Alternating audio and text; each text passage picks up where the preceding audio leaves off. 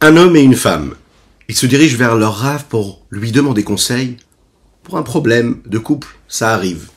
L'homme ne comprend pas son épouse, l'épouse ne comprend pas son mari. Et surtout, l'homme a beaucoup de choses à reprocher à son épouse. C'est souvent le cas. Parfois, c'est l'inverse. Le Rav écoute ce qu'il a à dire et le mari fait une longue liste de tout ce qu'il reproche à son épouse.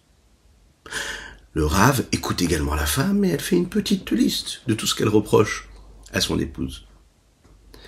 Le Rav leur présente une feuille blanche, un crayon, et leur demande de faire un gribouillis sur la feuille blanche. Il leur tend la feuille et il se tourne vers le mari et lui demande « Dis-moi, que vois-tu sur cette feuille ?» L'homme répond « Je vois un gribouillis. »« Tu es sûr ? Il y a autre chose sur cette feuille-là. » Et l'homme répond encore une fois « Je vois un gribouillis. » Il montre la feuille blanche avec le gribouillis à l'épouse et lui demande « Dites-moi, chère madame, qu'est-ce que vous voyez sur cette feuille ?» Et elle répond « Je vois un gribouillis. »« Soyez-en sûrs, il y a autre chose sur cette feuille blanche, leur dit-il. » Et la femme répond « Non, je ne vois qu'un gribouillis. » Le rabbi, le Rav, leur sourit et leur dit « Regardez un petit peu. Sur cette feuille-là, il y a une grande feuille blanche. Il y a du blanc, beaucoup de blanc et un petit gribouillis. La seule chose que vous voyez, c'est le gribouillis. Il faut savoir regarder autour du gribouillis. L'homme se concentre sur le gribouillis, il ne regarde pas tout ce qui se passe autour. Et l'homme ne se rend même pas compte que le gribouillis, c'est ce qui constitue aussi, ce qui nous permet de voir que tout ce qu'il y a autour, c'est du blanc, de la clarté, de la pureté. Changeons de lunettes, regardons les choses comme il faut. Boker Tov Koulam. Bonjour à toutes et à tous, infiniment heureux de vous retrouver en cette magnifique matinée que Dieu nous offre sur la terre. Je vous invite à partager, comme tous les jours, à liker et commenter cette publication. Et j'insiste, vous savez pourquoi ? Parce qu'on me dit qu'une personne qui a reçu un lien qu'on lui a partagé de ce cours-là a découvert ce qu'était la Chassidoute. Donc, je pense qu'on ne peut pas faire mieux pour faire venir le Mashiach. Donc, continuez à le faire. Faites-le sur tous les réseaux, avec vos amis, vos familles. Oui, c'est important. Donc ce sera juste après ces quelques notes de Nigun et on abordera aujourd'hui notre 6e chapitre du Sha'ar HaYichud Ve'Emunah avec force, grâce et conviction et bien sûr avec un grand remerciement à Kadosh Baruch Hu qui nous donne la force de le faire.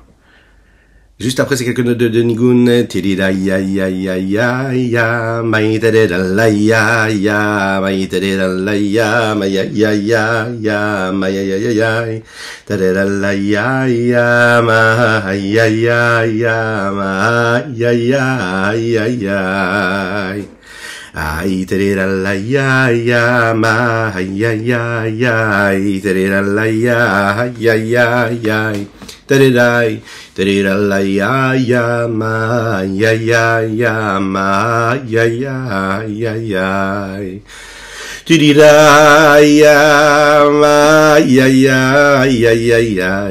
terera ma oh, ya ma la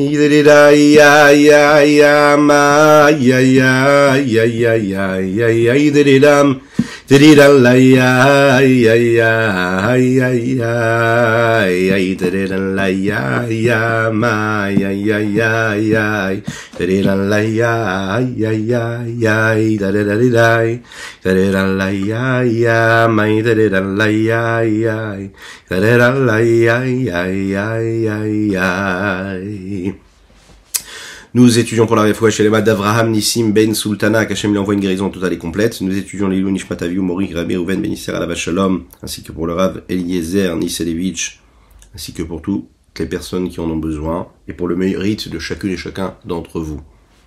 D'entre nous. Oui. Également, oui, c'est important. Alors, nous avons déjà abordé 5 prakim, 5 chapitres dans ce sujet-là qui est le Sha'ar HaYichud Ve'Emunah, où nous parlons de la foi en Dieu, de l'unicité de Dieu, qui est Dieu, comment y croire, c'est le créateur, comment est-ce qu'il crée. Et nous avons développé aussi sa création à travers les différents noms de Dieu. Shem Havaye, Shem Elohim, par exemple. Parmi ces 7 noms de Dieu, la façon avec laquelle il nous apparaît, il se dévoile à travers chaque nom. Yud-Kei Vav-Kei, la vertu de bonté, Elohim, la vertu de din, de rigueur. Hier, nous avons développé que dans cette vertu de rigueur, il y a surtout aussi une notion de jugement, de din. Le jugement, le din, la loi. C'est pas pareil que la rigueur. c'est autre chose, c'est quelque chose qui se développe dans cette forme de rigueur et de jugement et de loi qui est donnée.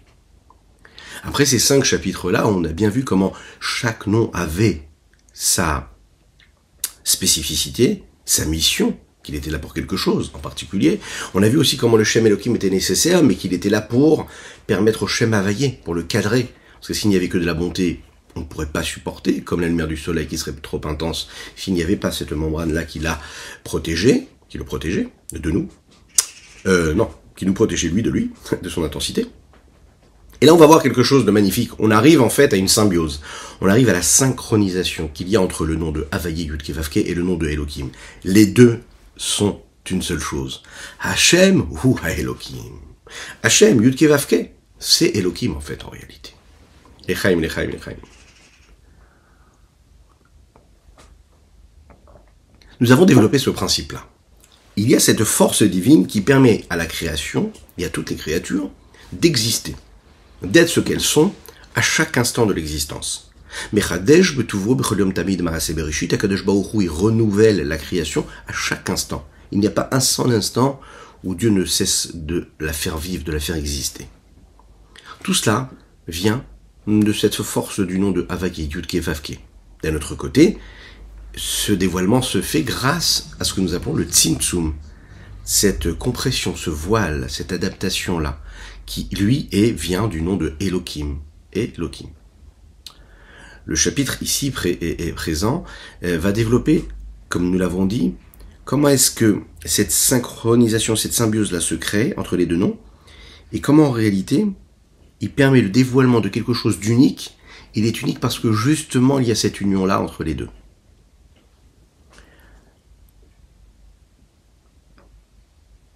Dans notre vie de tous les jours, on peut vivre ce principe-là. Et d'ailleurs, c'est ce que nous demandons tous les jours, de faire le Shema Israël, Hashem Elokeinu, Hashem Echad. On dit Hashem Elokeinu, Hashem, notre Dieu, et Hashem Echad, et Hashem il est un, il est unique. Et Hashem ou Elohim, Hashem c'est Dieu. Il y a toujours ce principe-là de rattacher les deux. Quand on fait les bénédictions, Baruch ata Hashem Elokeinu melech haolam. Béni sois-tu Hashem Elokeinu, encore une fois, l'union des deux. On va voir quel est le regard que nous pouvons avoir du monde quand il est vu à travers le filtre de Elohim, du nom de Elohim, et quand nous voyons, nous voyons et scrutons le monde, quand il nous apparaît à travers le filtre de Shem Havayé, du Shem Yud Kei Vav Kei. Et comment est-ce qu'on peut voir le monde et l'interpréter lorsque ce sont ces deux noms-là qui sont réunis ensemble?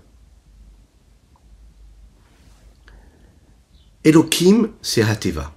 Le Shem Elohim, c'est la Gematria 86, valeur numérique 86, non Hateva, la nature. Ce qui veut bien dire que la nature elle-même, c'est l'expression même de Dieu. Nous connaissons un autre principe qui dit « En od milvado ». Il n'y a rien d'autre que Dieu. Oui, c'est ce que nous développons à travers nos cours, Baruch Hashem, et c'est la mission de la Chassidoute, c'est de nous rappeler toujours que, au-delà de tout ce qui peut se passer autour de nous, dans l'existence, dans le monde, dans tous les événements que nous vivons, excusez-moi, eh bien il faut savoir que toujours le même principe, c'est toujours de se souvenir que tout est Dieu, Dieu est tout. Toujours, toujours, toujours, c'est notre leitmotiv. C'est ce qui doit nous accompagner dans tout ce que nous faisons dans la vie, dans tous les moments de notre vie, dans tous les choix que nous faisons. Si on garde ça comme le point de concentration, notre point culminant, si c'est toujours notre repère dans tout ce qu'on fait dans la vie, on est tranquille. Parce qu'on est sûr de se rapprocher de la vérité. On est sûr de ne pas faire, de ne pas vouloir, de ne pas penser, de ne pas ressentir, de ne pas dire, de ne pas éprouver de choses ou d'événements ou de moments de vie qui ne servent à rien. C'est le curseur.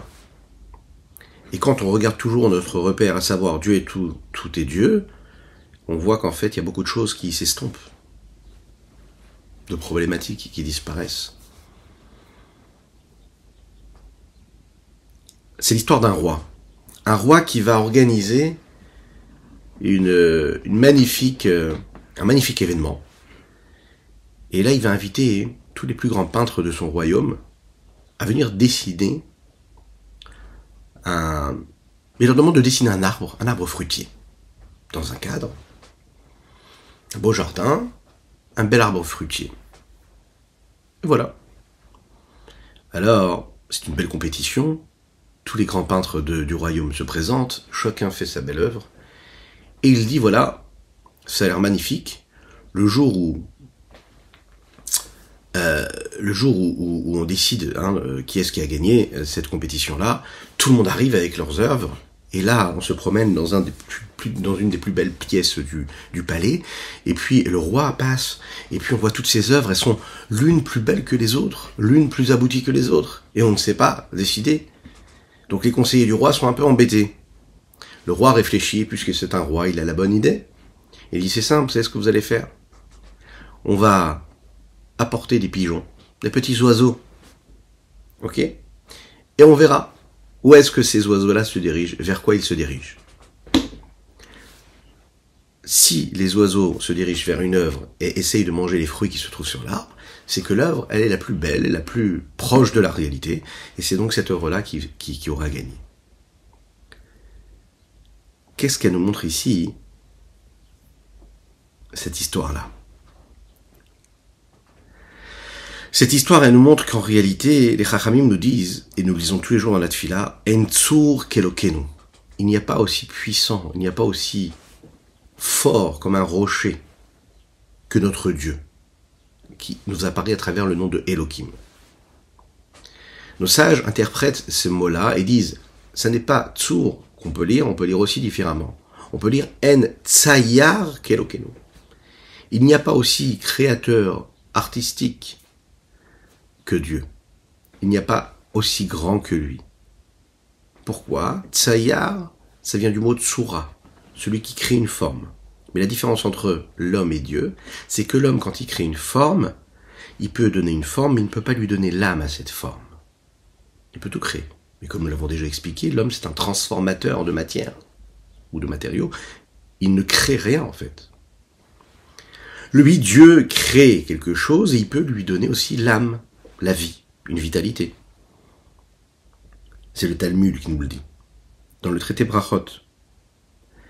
On peut dire qu'Akadosh Baruch Hu, lui, en fait, il crée la créature, toutes les créations, et cette création-là, elle est tellement belle, à tel point qu'on a l'impression de voir une réalité, et qu'on ne sait pas que c'est lui qui l'a créée, on voit quelque chose qui existe, et on pourrait penser que le créateur n'existe pas. On pourrait être comme ces petits oiseaux qui essayent de manger ces fruits sur cet arbre-là, et qui oublient qu'en réalité ce n'est juste qu'un dessin. Et ce qui se passe, c'est que l'œuvre de Dieu, le monde, il est tellement parfait, qu'on a l'impression de voir un monde complètement comme cette œuvre-là, qui est complètement vraie. Et on oublie qu'en réalité, il y a un dessinateur qui a créé, un peintre qui a créé ça, cette œuvre-là. Et qu'en réalité, il n'y a pas de monde, il n'y a que Dieu. On pourrait penser qu'il n'y a pas de peintre derrière cette œuvre. Mais en réalité, plus cela se rapproche de la réalité, et plus j'ai l'impression de ne pas voir une œuvre, mais de voir de la réalité, plus ça me permet de voir aussi la grandeur de celui qui a créé l'œuvre. Donc, moins je le vois, plus il est grand. C'est un principe qui nous permet de nous rapprocher un petit peu de ce que veut dire la présence de Dieu ici-bas sur Terre. Je vois le monde, je vois pas le Créateur. Parce que le monde est tellement parfait que je n'y vois pas le Créateur. Je peux même aller manger les fruits, j'ai l'impression que les fruits existent. Alors nous ne sommes pas des petits oiseaux qui allons manger sur les branches des arbres. Mais ce qui se passe, c'est que nous faisons quasiment pareil. On se sert de ce monde-là, on se lève le matin, le monde est à notre disposition, il est là, il nous est offert. Et quel est le rapport que nous avons avec ce monde-là ? Quel est le rapport que nous avons avec ce que Dieu nous a offert dans ce monde-là ? Quel est le rapport que nous avons dans notre place dans cette grande œuvre qui est le monde et la création du monde et toutes les créatures ? L'homme qui a été créé après le minéral, après le végétal, après l'animal, en dernier, mais qui vient pour élever tout le reste. Où est-ce qu'on vient, on se sert, ou est-ce qu'on est là pour servir celui qui a créé tout ce système et ce principe ? Il y a aussi une autre différence qu'il y a entre cet exemple-là de ces petits oiseaux qui viennent manger et toute la créature, c'est qu'en fait, les oiseaux qui viennent manger, eux ne font pas partie de l'œuvre de l'artiste. Dans cette magnifique histoire, le roi demande d'amener les œuvres aux oiseaux ou l'inverse. Mais les oiseaux ne font pas partie de l'œuvre.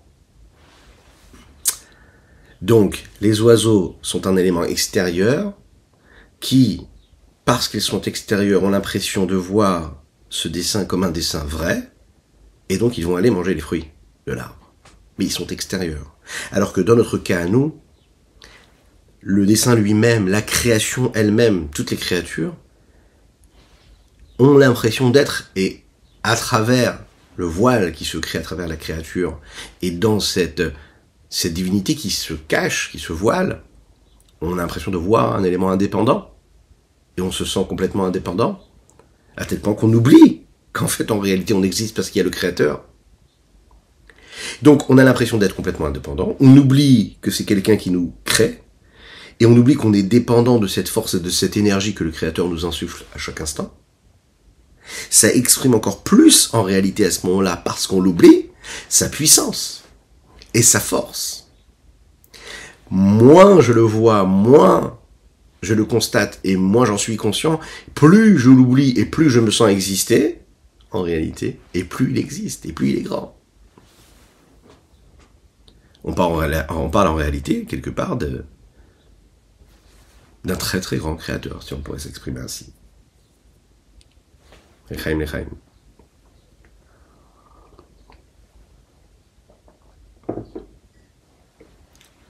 Le Shem Elohim, c'est celui qui permet donc ce tzimtzum, ce voile, qui estompe.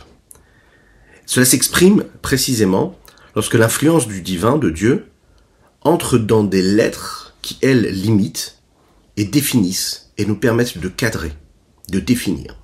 Le fait de pouvoir définir quelque chose, par la richesse du vocabulaire, cela nous permet d'encadrer, de cadrer et de donner un message, de transmettre, de communiquer. Alors, ce voile-là dont nous parlons tellement, comment est-ce qu'il s'exprime à nos yeux, de chair et de sang? Eh bien, l'expression physique et réelle de ce voile-là, c'est la nature elle-même. Il ne faut pas aller chercher quelque chose d'autre que la nature elle-même. C'est la nature qui est ce qu'elle est à travers son indépendance, et c'est la nature elle-même qui cache et qui voile cette énergie divine. La nature, elle est régie selon des règles bien établies, qui sont fixées. Les lois de la nature. Elles nous apparaissent comme aveugles face à cette force divine, et donc indépendantes. On a l'impression vraiment qu'il n'y a rien d'extérieur qui l'influence, qui se mélange à elle. On n'a pas l'impression de voir une énergie extérieure, ni d'un homme autre, ou bien ni même d'une force supérieure, suprême, qui serait là, qui lui permettrait d'être ce qu'elle est. Depuis qu'on est enfant, quand on est passé devant un fleuve, on a vu l'eau qui coulait. On ouvre le robinet, on voit l'eau qui coule vers le bas, on n'a jamais vu l'eau qui montait vers le haut. Depuis qu'on est enfant, on a vu que le feu montait vers le haut. Pour nous, c'est quelque chose, c'est un constat. C'est tout à fait normal, c'est une habitude. On se lève le matin, depuis qu'on est enfant, et on voit le soleil qui brille. On remercie Dieu. On a toujours vu des arbres pousser, on a toujours vu les belles plantes, on a toujours vu les différences et les nuances de vert qu'il y a dans les feuilles des arbres. On a toujours vu les mêmes feuilles d'arbres, quand l'automne arrive, elles commencent à tomber. On a toujours vu les saisons changer, pour nous c'est la nature. Elles ont des règles.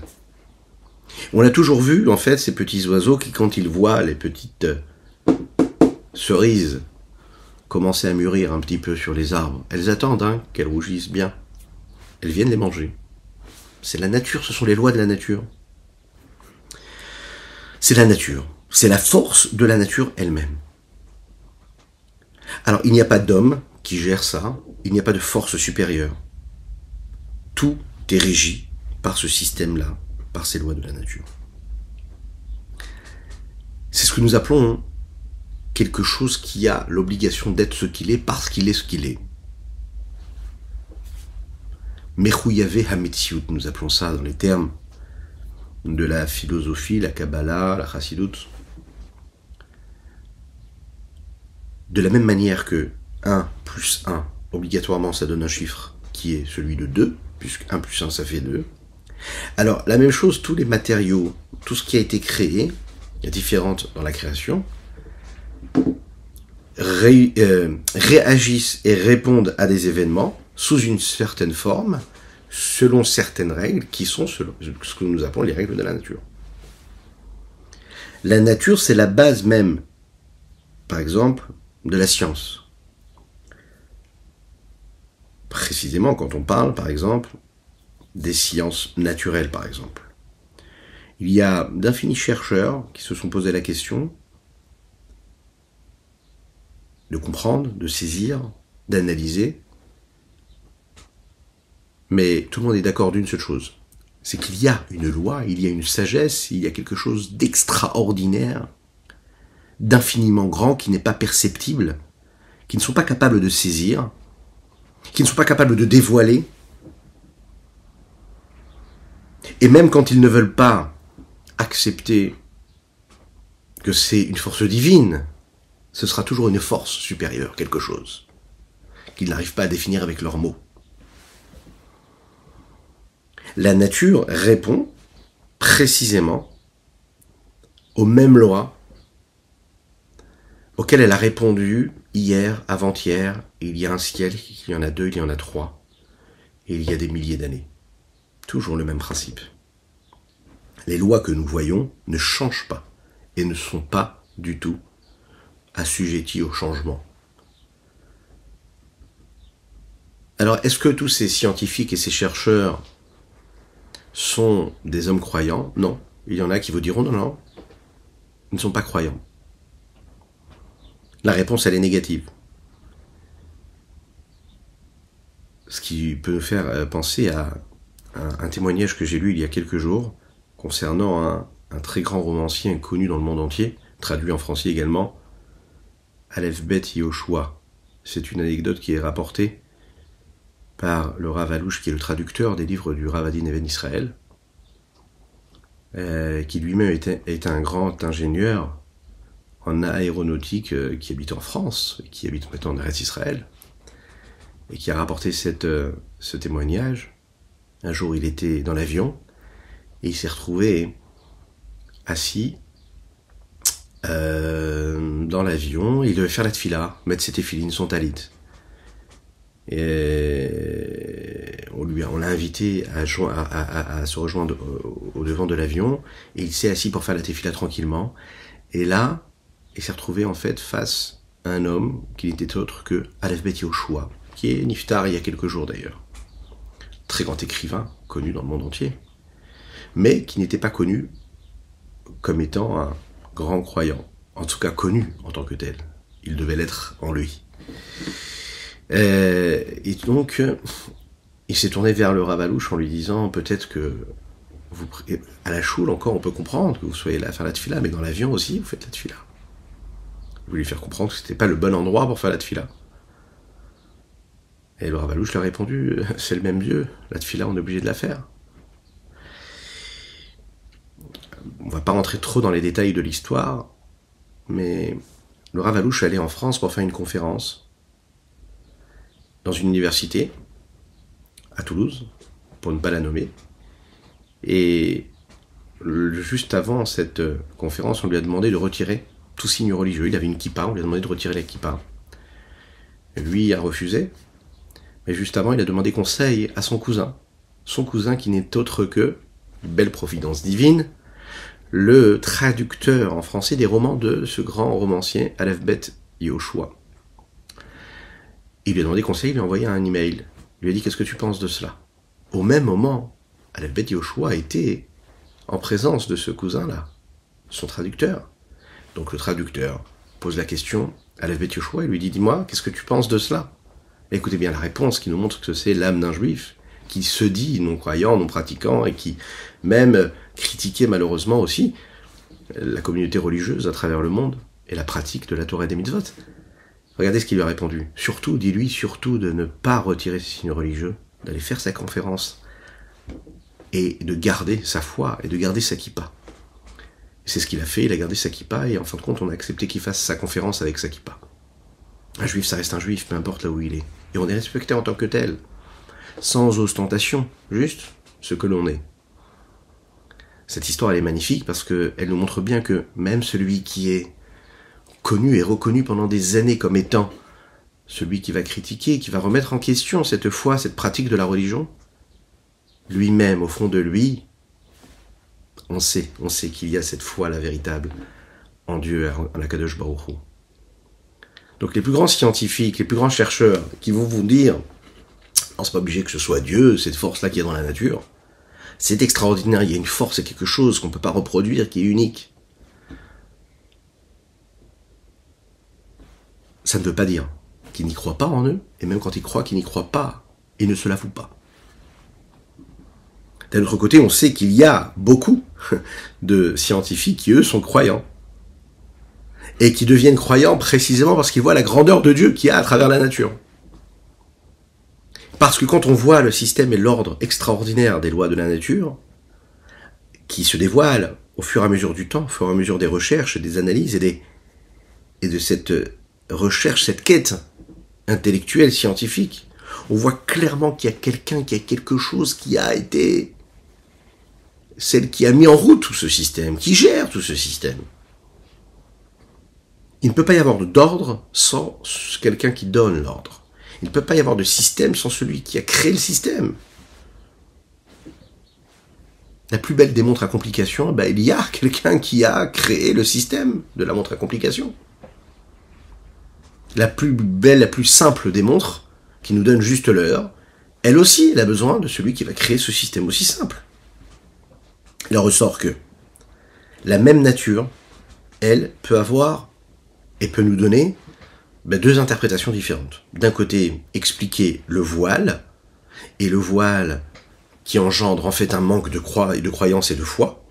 D'un autre côté, on peut l'expliquer d'une autre manière en disant « Oui, c'est tellement voilé, c'est tellement grand, c'est tellement puissant, que du coup, je comprends qu'il y a une force de Dieu qui est derrière. » En fait, il y a celui qui va regarder à travers ce microscope et que par cela, il va nier, et renier, en fait, malheureusement, l'existence de cette force, et à celui qui regarde avec le même microscope, mais qui, lui, va voir de la Emouna.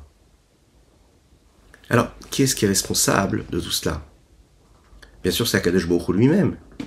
Il est responsable parce qu'en fait, c'est lui qui a créé ce système où sa présence est voilée à travers le nom de Elohim, à travers le nom de Elohim, qui est la nature elle-même. À la lumière de quoi on pourra comprendre pourquoi est-ce que la valeur numérique elle est égale, Hateva et Elohim, 86. Parce que la nature, c'est une conséquence du nom de Elohim. S'il n'y avait pas eu le nom de Elohim, le mot Elohim, eh bien on pourrait voir de manière totalement dévoilée qu'il n'y a pas de loi fixe dans le monde, et que tout ce qui se passe dans le monde dépend à chaque instant de la volonté de Dieu. Parfois, l'eau descend du haut vers le bas, mais parce que c'est Dieu qui en a décidé ainsi. Et parfois, l'eau, elle descend en bas, tout simplement. Parfois, l'eau va monter vers le haut, parce que Dieu aussi va en décider ainsi. Il n'y a pas de miracle au moment de la sortie du peuple juif de à travers la mer Rouge. C'est juste que Dieu a décidé, à ce moment-là, de changer les lois, de faire comme ça. Ça veut dire qu'en fait, tout dépend de la volonté de Dieu, et je vois tout, en fait. Donc, je vois pas spécialement de particularité, je vois la volonté de Dieu qui s'exprime. Parfois, je vais voir de la pluie, de l'eau qui devient de la pluie qui descend et qui tombe sur terre. Et parfois, ça va être en hiver, et parfois ça va être en été. Parce que Dieu en a voulu ainsi. Quel est le sens profond, si l'on détaille ce principe même qui est le mot Hateva, la nature? Il y a deux façons de l'expliquer, tel que c'est expliqué dans la Chassidoute. Teva veut dire peut-être nature, mais veut dire aussi autre chose. Il vient d'un autre mot qui peut dire matbea, qui peut se dire matbea. Matbea veut dire une pièce. Une pièce dans laquelle il y a un sceau. D'accord? Ta voix. Quelque chose qui est fixé, qui est scellé. Puisque c'est fixé, c'est naturel. Ce qui pourrait nous paraître naturel est en fait changé. On dit, c'est de la nature. La nature, ça change.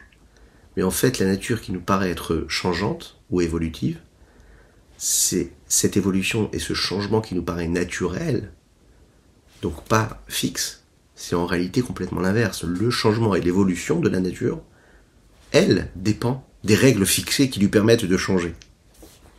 D'un autre côté, il est quand même dit matbea, teva, donc ça veut dire quelque chose qui est fixe.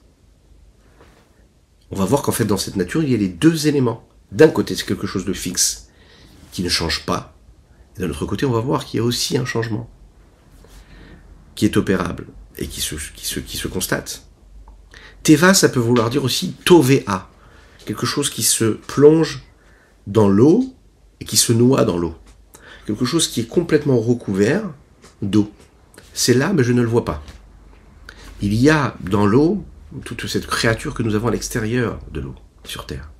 Il y a des minéraux, des végétaux, des animaux, moins des hommes, à part quand ils font de l'apnée, mais de la plongée sous-marine, ce qui veut dire un peu la même chose, pas exactement. Dans cette nature-là, je vois quelque chose, mais je ne le vois pas. Il est recouvert de l'eau, mais l'eau la cache complètement. Eh bien, la nature, c'est un petit peu pareil. Elle cache la force de Dieu qui est là, et c'est pas parce que je ne la vois pas qu'elle n'est pas là. Comme cet élément qui est dans l'eau, il est là, mais il est recouvert de l'eau, et je ne vois que de l'eau. La nature, elle, celle qui est, je vois autour de moi, elle recouvre et cache la force de Dieu, qui lui permet d'être ce qu'il est. À tel point que le monde que je vois, c'est un monde qui me paraît indépendant.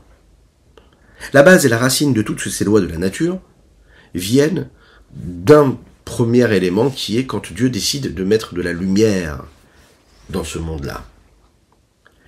La lumière de l'infini du Saint béni soit-il, qui lui nous apparaît par l'intermédiaire du nom de Havaye Yudke Vavke, qui va s'habiller à travers les 10 paroles et Asara Mahamarot, qui sont les 10 paroles créatrices, qui elles deviennent en réalité l'aboutissement, la matérialisation de cette lumière à travers un cadre qui est donc le Shem Elohim, le nom de Elohim, les mots, la parole, le cadre. Chaque mot, chaque lettre a une nature, elle a des capacités, elle a des caractères, elle a des attitudes fixes qui sont propres et qui ne sont pas altérables, ni changeables. Cette nature-là que chaque lettre va avoir, c'est la source de la nature de chaque chose qui existe dans le monde. Chaque chose a un nom, son nom, c'est ce qu'il crée. Chaque élément existe parce qu'il a une appellation. Son appellation, c'est ce qui lui donne le cadre, qui lui donne la vitalité de ce qu'il est. Et à travers ce nom-là, à travers le nom qu'il en donne, à travers les mots, puisque Dieu crée chaque chose avec la parole, il donne l'énergie propre à chaque élément. Et il lui donne aussi donc ses limites, son cadre. Et il lui donne aussi en fait le fait que ça ne changera jamais.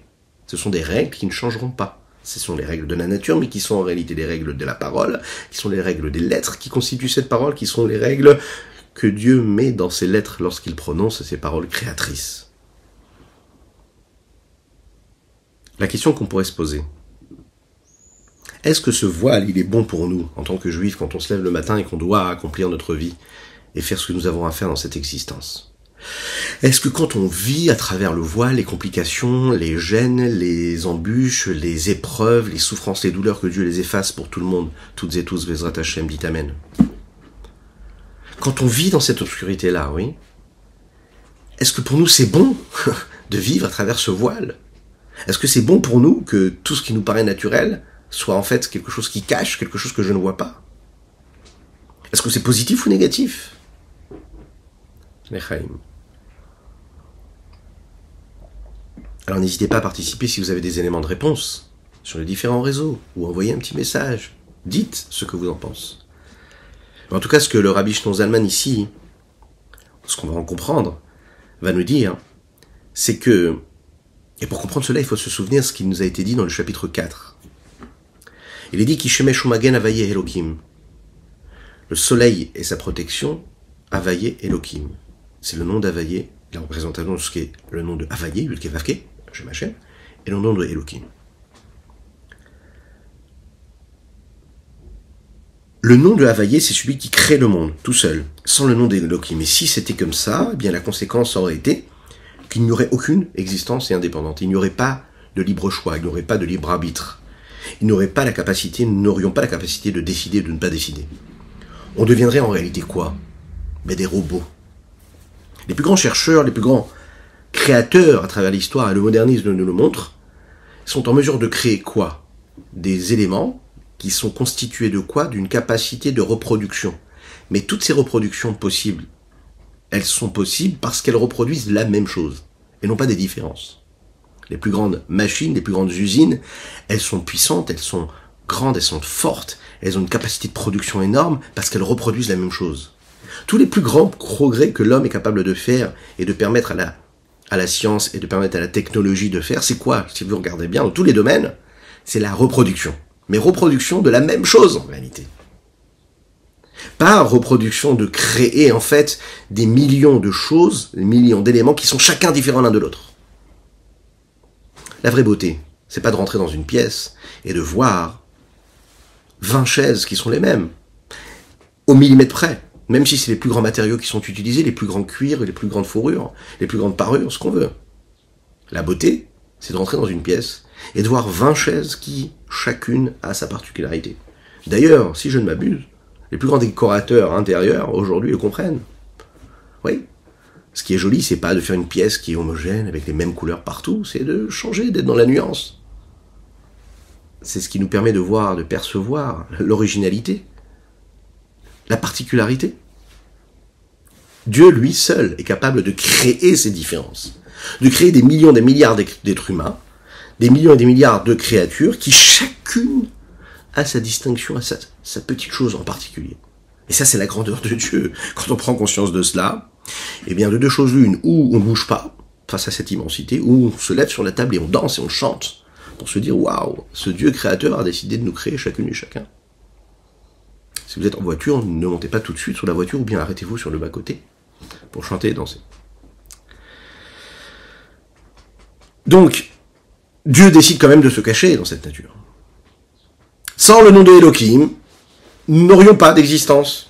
On serait tous des robots. Ça voudrait dire en fait qu'on arrêterait, qu'on cesserait de vivre comme on vit aujourd'hui.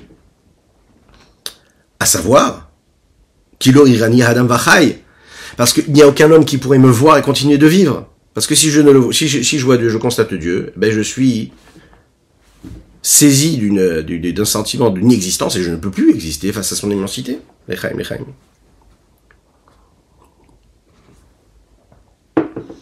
On se rappelle toujours de cela et la Chassidoute est là pour nous le dire. Tout est Dieu, Dieu est tout, et dans ce principe-là, on te donne la possibilité, on te demande d'être.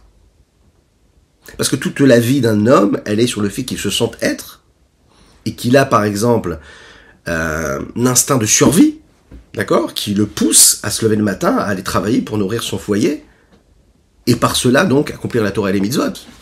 Accomplir la Torah et les mitzvot à travers son existence, à travers son instinct de survie, à travers tout ce qu'il a à faire. Puisqu'Akadosh Baruch Hu décidait, veut créer un monde qui est donc un olam, qui lui veut dire olam, milachon et elem, voilé, dans lequel des hommes vont se sentir être, vont se sentir exister, vont se sentir être capables de construire, de bâtir, d'être les grands initiateurs de tellement de choses, de tellement d'œuvres, d'avoir une vie privée, entre guillemets, d'avoir une capacité de choix, de libre arbitre. Alors Dieu utilise à ce moment-là le nom de Elohim, qui va cacher, voiler sa présence divine, et qui va donner la place à l'homme.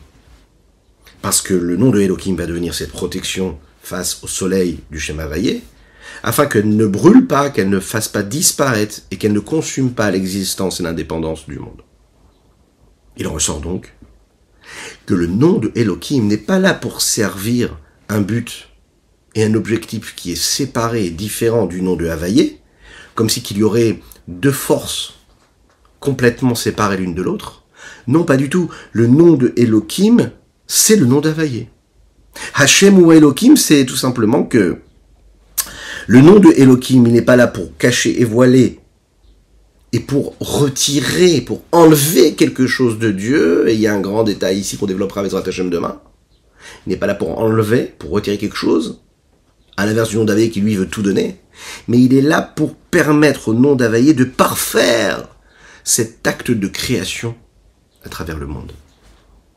En fait, à ce moment-là, la vertu de rigueur, de Gvura, elle est là pour servir la vertu de bonté. Elle crée cette osmose-là. C'est ce que nous appelons aussi également Gvura Shebechesed, la rigueur qu'il y a dans la bonté, puisque c'est une rigueur qui permet à la bonté d'être ce qu'elle est. Et pourquoi ? Parce qu'en fait, le monde il doit être créé selon les règles de bonté.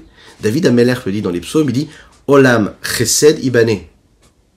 Un monde de bonté sera créé et doit être constitué. Et si on regarde bien Olam, a priori, c'est Elem, c'est le Shem Elohim. Donc ça veut dire que c'est le voile, c'est la nature. Donc c'est Dieu que je ne vois pas. Mais en même temps, c'est Chesed. La bonté prend cet aspect-là. Et c'est comme ça qu'elle peut être ce qu'elle est.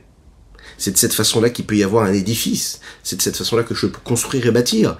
Parce qu'il y a la bonté créatrice, mais il y a aussi le cadre de Elohim qui cache la présence de l'infini et qui me permet en réalité de la dévoiler tout en étant dans le cadre de la nature. Regardons dans les mots et on conclura sur cela.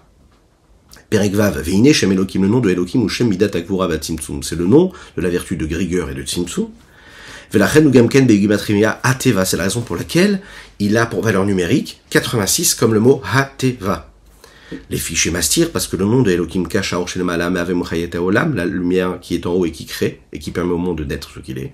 Véniré qui est eu Olam Omed, et on a l'impression de voir un monde qui tient, sans aucun renouvellement, ou Mitnaik Bederech Hateva, et qui est régi selon les lois de la nature, entre guillemets. Veshem Elohim Zeu Magen Benartek, et Shem Havaye, et ce nom de Elohim, il est là comme cette protection-là pour le nom d'Havaye, qui a pour but, les Haalim, Aor ve Achayut Animchar, ce nom d'Elohim, il est là pour cacher cette lumière et cette vitalité qui vient. Mishem Havaye, du nom de Havaye, Yudke Vavke, Omehave Mehaïneyesh, qui permet la création du néant à l'existant à chaque instant. Pourquoi? Parce que chez Loïd Gede l'Anivraim Veibatlu Mtsiut, afin qu'il ne se dévoile pas complètement ce nom d'Havaye, et que toutes les créations et toutes les créatures disparaissent et s'annulent devant l'intensité et l'immensité de Dieu. Et il faut savoir, le niveau de rigueur et de compression de voile qui est créé par ceci, c'est aussi une forme de chesed. C'est pas contraire au chesed, comme nous l'avons dit.